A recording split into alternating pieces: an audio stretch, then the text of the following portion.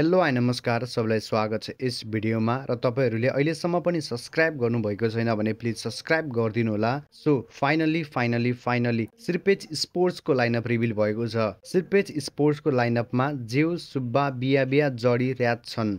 Each प्लेयरको पोटेन्शियललाई हेर्ने हो भने सबै प्लेयरसँग राम्रो पोटेन्शियल छ। सो यो लाइनअप स्ट्रङ छ र गन पावर भएको टिमको रूपमा लिन सकिन्छ। इन माई पर्सपेक्टिभ इफ यो लाइनअपमा 2026 को सिडिङ स्लटको अफिसियल इभेन्टसम्म पनि प्लेयरमा कुनै पनि फेरबदल हुँदैन भने यो टिमलाई वान अफ द कन्टेन्डर टिमको रूपमा लिन सकिन्छ।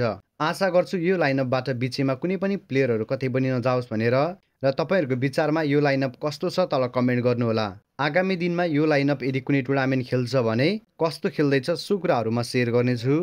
र टिटुकी स्पोर्ट्सका प्लेयर रुलजी जो लाइभ भएको बेलामा एएसटी डिसब्यान्ड भएछ त भनेर अडियन्सले क्वेसन गर्नु भएको हुन्छ। सोको रिप्लाईमा उहाँले के भन्नुभयो यस क्लिपमा सुन्नु होला। द एएसटी डिसब्यान्ड भएछ त एएसटी त नि अस्ति डिसब्यान्ड भएन र टिम त। नेक्स्ट अपडेटमा पबजी मोबाइल नेपालको तर्फबाट fan force ultimate random face up आउन लागेको छ। सो अनाउन्समेन्टको डिस्क्रिप्सनमा ब्याटलफिल्ड अझै ठुलो भएछ। यो पटक क्रिएटर्स मात्र होइन उनीहरुको पुरा फ्यान्डम पनि सँगै उठिरहेको छ। सो तपाईहरुको विचारमा अपकमिङ यो इभेन्ट कस्तो प्रकारको इभेन्ट हुनेछ तल कमेन्ट गर्नु होला। सो हाम्रो नेक्स्ट अपडेटमा यदि तपाईहरु मध्ये वा तपाईहरुको कोही साथी कास्टर हुनुहुन्छ भने सुनौलो मौका पबजी मोबाइल साउथ एसियाको तर्फबाट आएको छ।